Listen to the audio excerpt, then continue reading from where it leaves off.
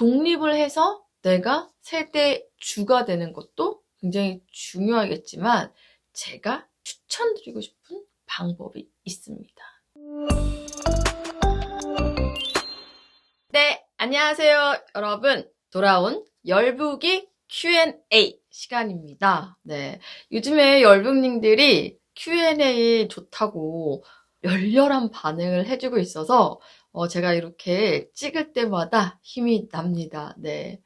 오늘의 질문을 들어보도록 할게요. 지금 부모님과 같이 살고 있는 싱글 여성분인데 이제 나도 내 집 마련을 해야겠다. 청약에 도전해야겠다. 이렇게 결심을 한 거예요.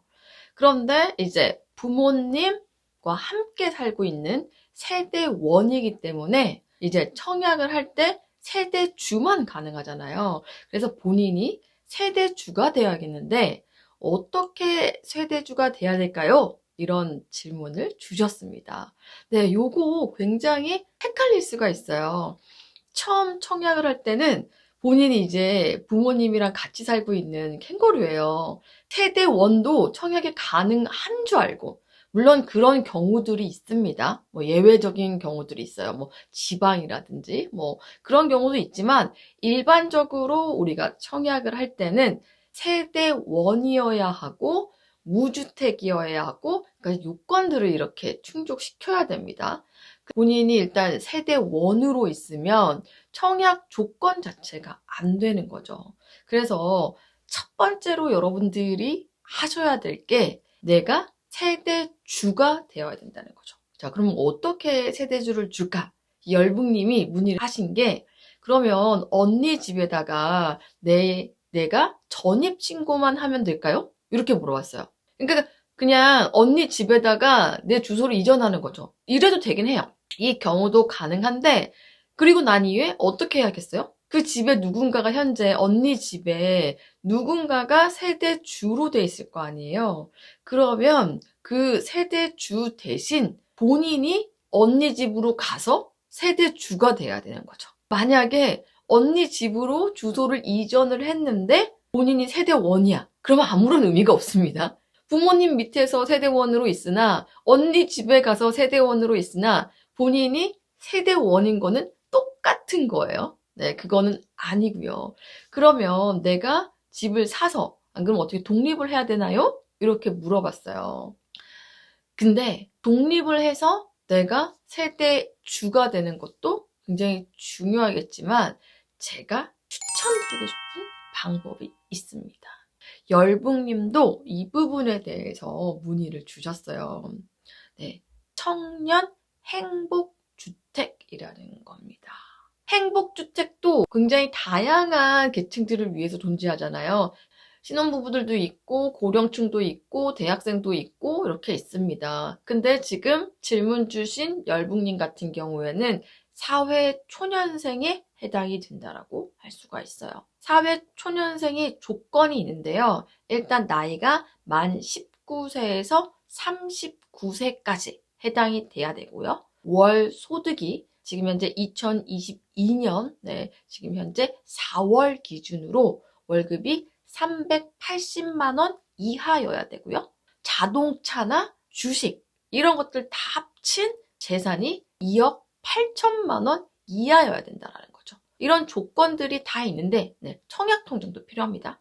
이런 조건들을 다 충족시켜서 본인이 자격이 된다. 청년 행복주택 대상자다라고 하면 저는 일단 처음에 이 청년 행복주택으로 들어가서 세대원 자격을 획득한 다음에 지속적으로 민간에 청약을 노려볼 것을 추천을 드립니다. 이렇게 되면 이게 좋은 게 뭐냐면요. 청년 행복주택 같은 경우에는 저렴한 가격으로 살면서 내가 또 명의가 그냥 내가 무주택으로 있는 거잖아요.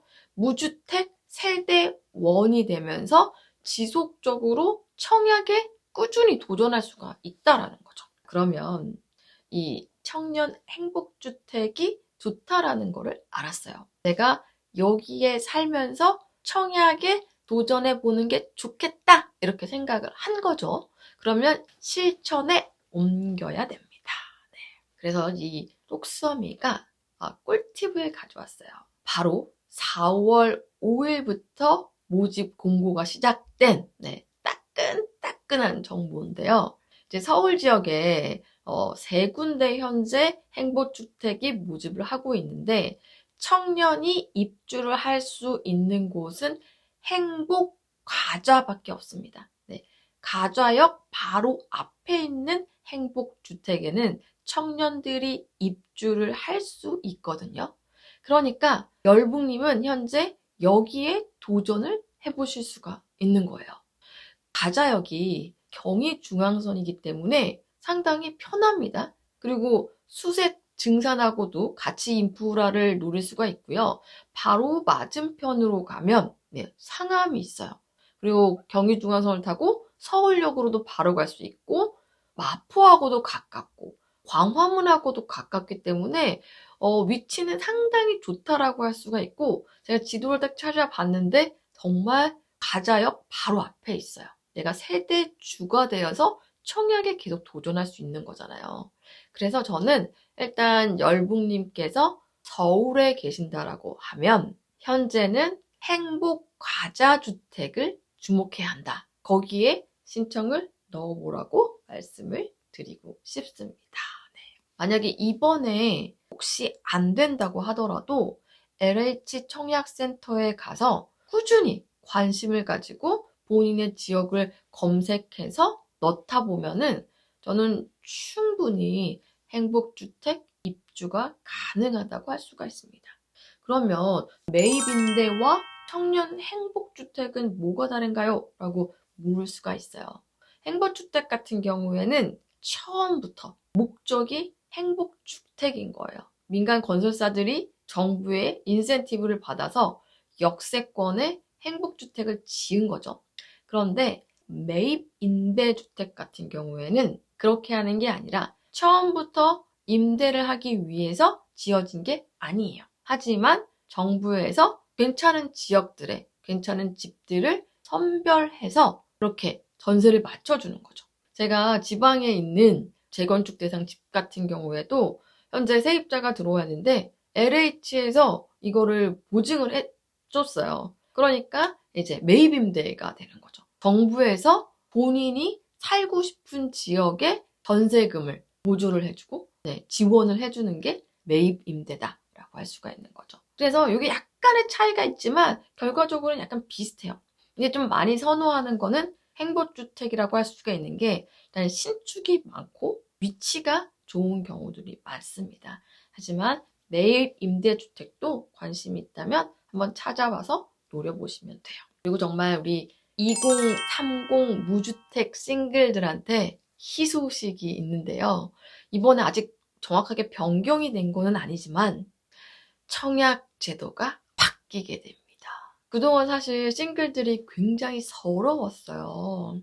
모든 게 다 막 신혼부부 중심으로 갔잖아요. 그런데 지금 현재 청약 제도 같은 경우에는 85제곱미터 이하는 100% 가점제예요. 싱글들이 붙을 확률이 굉장히 낮습니다. 그런데 이번에 어떻게 바뀔 예정이냐? 새로운 기준이 하나 더 생기게 되는 거죠. 60제곱미터 이하의 기준이 나오면서 60제곱미터 이하의 경우에는 가점제보다는 추첨제가 훨씬 더 비중이 높습니다. 이거 굉장히 희소식이에요.